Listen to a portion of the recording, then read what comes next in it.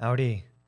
Welcome to Ausgrave Royalty. I am Justin, and we're back with another video in our ongoing series on the book Archetypes by Dr. Anthony Stevens. This is the fourth one in the series, and I should probably know what number I'm on. I think I got it. Last episode, we really went in depth on the biological side of what archetypes actually are in the body. Basically, neural pathways. That's the TLDR. Encourage you to go watch that video. But they're neural pathways, and the way they manifest largely relies on how the two hemispheres of the brain are communicating, and the way they interpret reality for us. So yeah, go check that video out. We're through the meat and potatoes of the biological side. I did confess that that is not my particular area of interest when it comes to this stuff, although I really respect it, and that's why I covered it. But now we're moving on to the archetypes themselves, some of the examples. And in a way, these are applications of archetypes, but really it's just kind of dissecting them. Kind of a vulgar word, but it's what came to mind. For example, so yeah, in this video you saw the title. We're talking about the mother archetype. And in the next video, we're going to be talking about the father archetype and the family. So, lot to cover here. Got notes in front of me. Yeah, it goes without saying, and for those that are new here, I'm learning this stuff with y'all. I make no claims to any sort of intellectual authority in archetypal psychology whatsoever. I'm just a huge fan of these ideas, and that kind of is the reason for the channel. Just wanted to share it with y'all and send up that flare and see what y'all think. But yeah, don't take my word for anything. Please do your own research on all this stuff. And that out of the way, let's talk about the mother archetype. In one of the previous videos, during the second video about the origin story of how Dr. Stevens got into archetypes, he was at the Matera Baby Center in Greece. And he wrote that we love in as much as love was present in the first great affair of our lives. It's a beautiful line, and it refers to, of course, the bond the child has with the mother. And I'll be quoting a lot in this section. Just he's such an incredible writer, and why not, you know?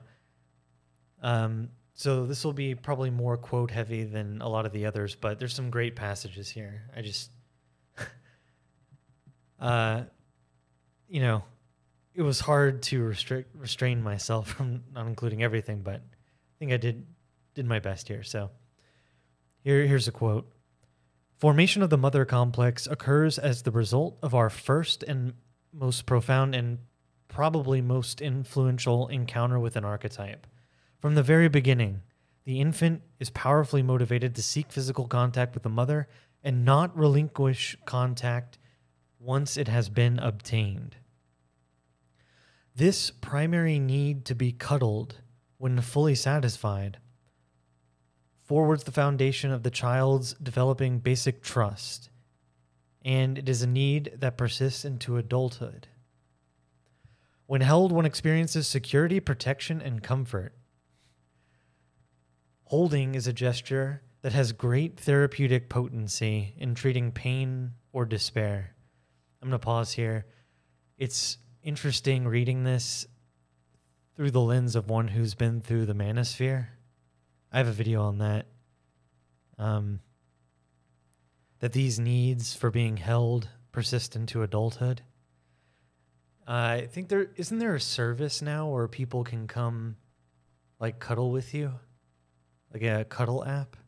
Let me know in the comments, but just reminds me of that. Perhaps the most destructive aspect of loneliness is that one lacks access to such an effective balm. As Professor George Brown and his colleagues have shown from studies based on their social research unit in London, individuals who can depend upon the physical and verbal expression of attachment from an intimate enjoy a vital social asset, protecting them from depression and neurotic distress. Wow. Again, having been through the manosphere, it's like just the TLDR of it is, with social media and the digital age, we're all pretty atomized. Like Jonathan Pageau, and I'll link this video in below, but he had a great video about how he was talking about dwarves and Halloween creatures and goblins and such, creatures that live underground, how they often have a trickster element to them. And that reminds me of Alan Watts. He said we all have an element of ineradicable I'm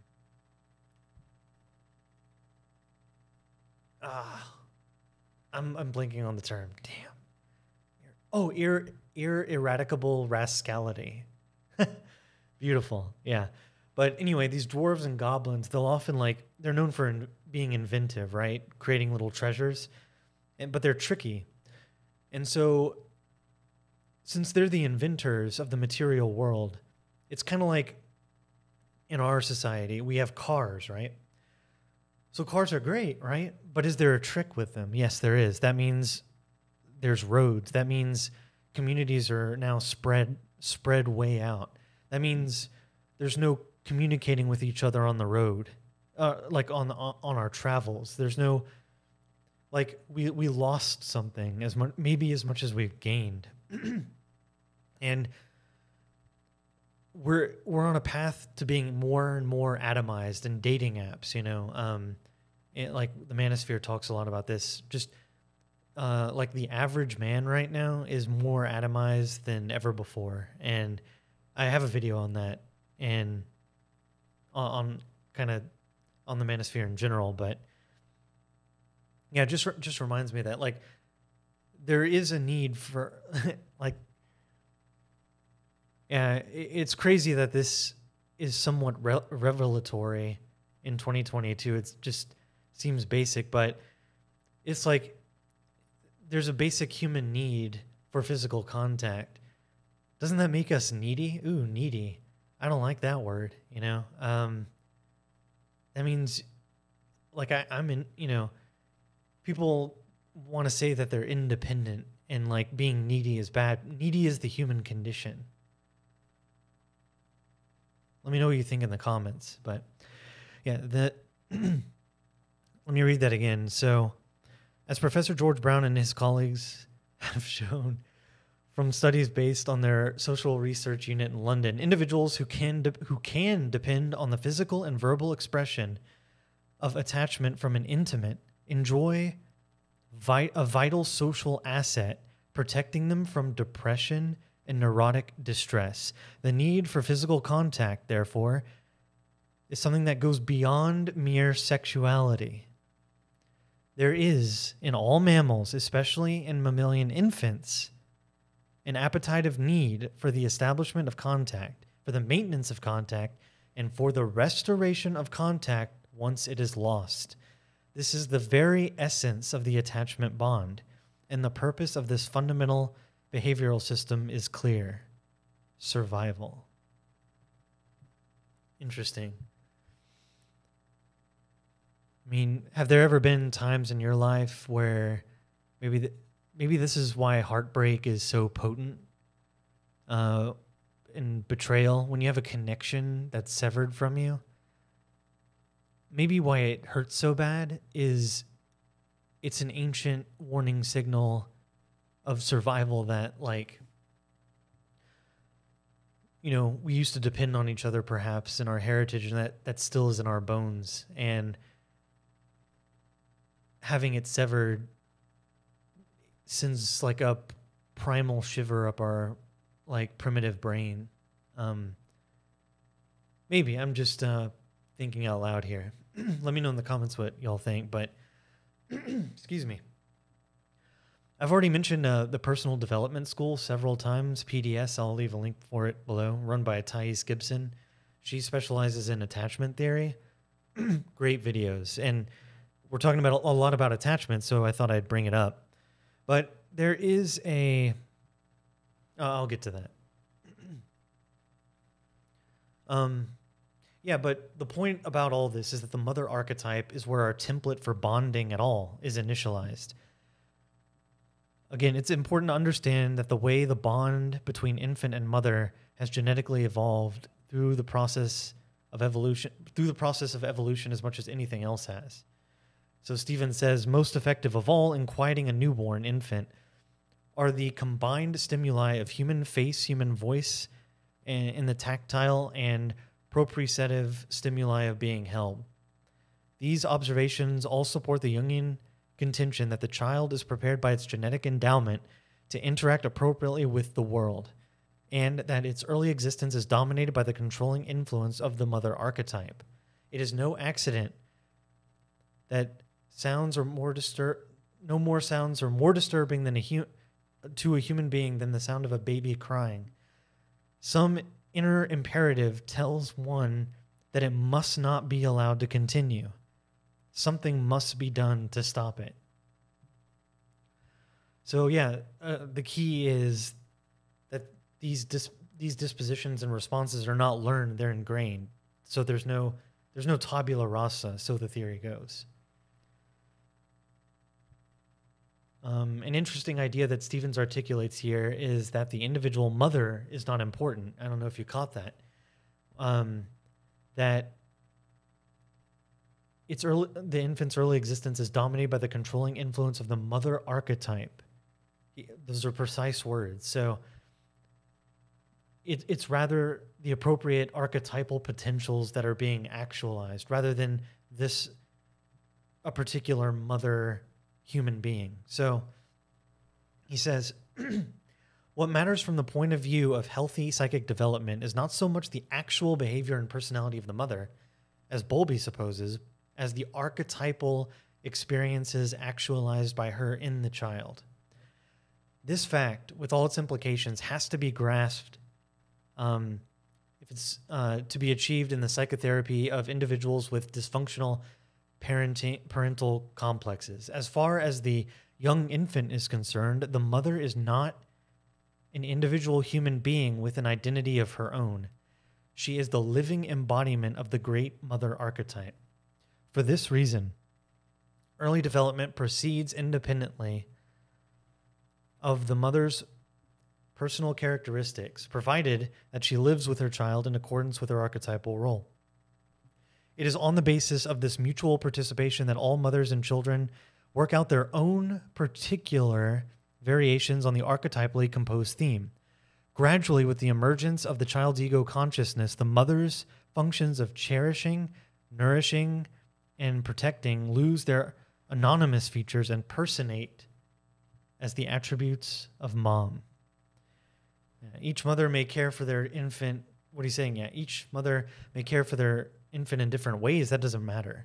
What matters is that the caring provided is archetypally successful. So when successful bonding occurs, Stephen says, consistent and appropriate mothering confers upon the child the priceless experience of living in a predictably reliable world. And it is this experience which is the essence of Erickson's basic trust, the feeling that life, people, and society can be relied upon, but are worthy of trust and positive collaboration. In the fulfilling this function, the mother-child bond has deep social and political implications. Confidence in the mother is identical with confidence in the society she represents. Let me say that again. Confidence in the mother is identical with confidence in the society she represents. Attachment to her is the foundation of every feeling of being at home in the social group. It is the nucleus which all human and primate communities have formed. It is indeed the primal relationship. And we mentioned this in the previous video that, part 2, I think, that, and this is what Molyneux talked about, that your family life, your early family life, largely, like when you're a child, your parents are your world or parent. We have a lot of single mother households now. That's sort of how you view the world. So like when you're young, you don't differentiate between your mother or your family life and the world at large. So you take that same psychic template out with you when you look around in the world. I'm going to be bold here and try and squeeze something in. Got a lot to cover, but I want to include this. I mentioned Stefan Molyneux a lot. This is from his book, Real-Time Relationships. There's a passage, this reminds me about Simon the Boxer. So I'm going to read a little bit of this. So, this is from his book, Real-Time Relationships. Why is it that we are so inevitably drawn to recreate that which we most fear? To understand that, let us look at the parable of a boxer named Simon. As a child, Simon is subjected to physical abuse. He is slapped, pushed, punched, and beaten. Since he is a child, he is helpless to resist these attacks. How, then, can he survive them? Well, since clearly he cannot master his environment or those who are abusing him, that leaves only one choice for poor Simon. Simon must master himself. He cannot master his attackers or their attacks. He can only master his reactions to their attacks. He has no control over the external world. He can only have control over his internal world. All children take pleasure in exercising increasing levels of control over their environment. If control over their external environment is impossible, however, they have no choice but to start exercising increasing control over their internal environment, their thoughts and feelings. This is all quite logical and something that we would all wish for as the best way to survive an impossible situation. If we cannot get rid of the source of our pain, what we most desire is to get rid of the pain itself. Thus, Simon grows up gaining a sense of efficacy and power by controlling his own pain, fear, and hatred. The pleasure that most children get out of mastering the external tasks, such as tying shoelaces, catching a ball, learning to skate, Simon gets out of rising above and controlling his terrifying emotions. Can we blame Simon for this? If anesthetic is readily available, would we want to scream through an appendectomy without it? When Simon is young, his self-control remains relatively stable. As he gets older, though, his parents slowly begin to reduce the amount of physical abuse they inflict on him. This is partly true during and after puberty, when he's becoming old enough to tell others about the abuse, and also because of his increasing size, makes it less and less possible to be dominated physically. How does Simon feel about these physical attacks? 2 words. Decreasing physical attacks. 2 words. Terrified and disoriented. Simon's entire sense of power and efficacy, his very identity even, has been defined by his ability to master and control his own emotions in the face of terrifying abuse.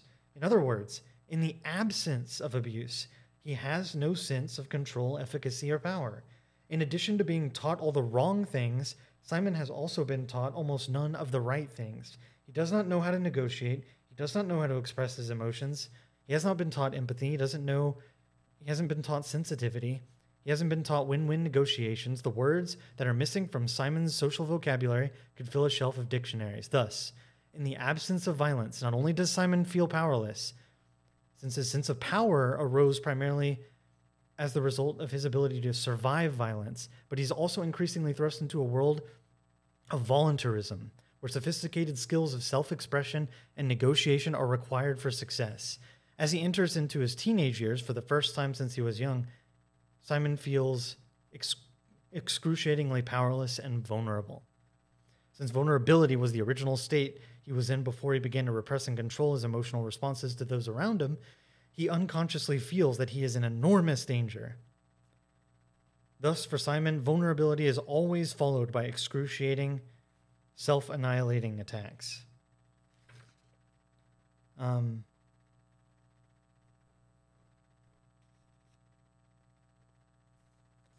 Yeah, I encourage you all to look that up. It's free online. Kudos to Stefan Molyneux.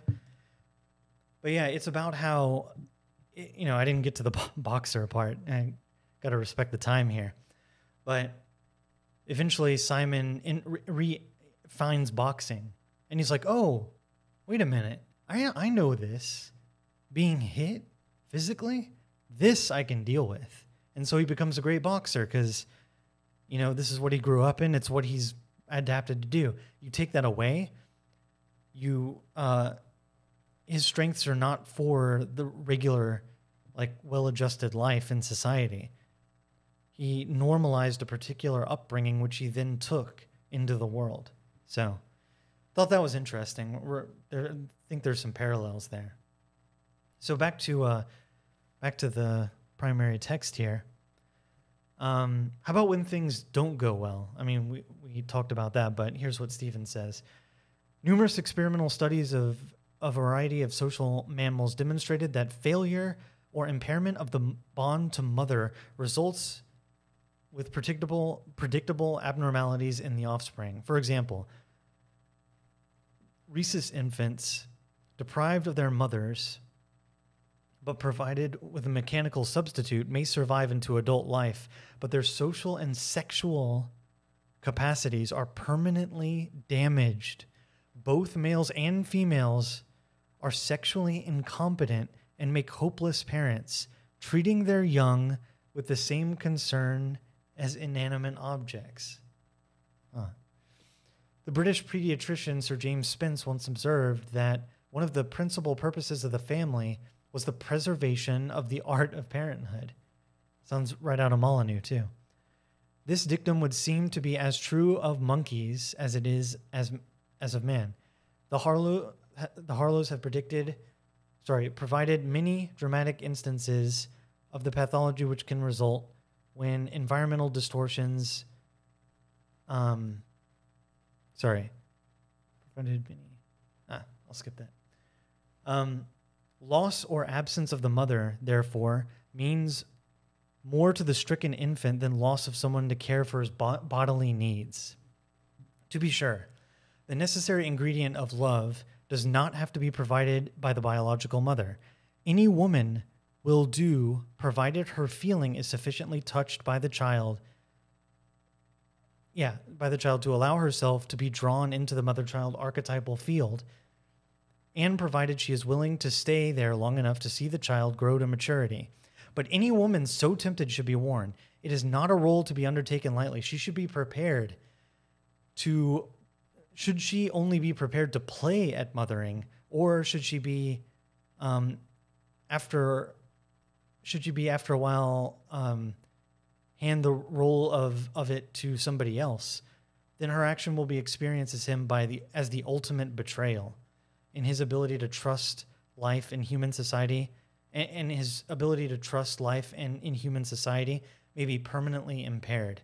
Premature rupture of the mother-child bond is something to be avoided. The understatement. So,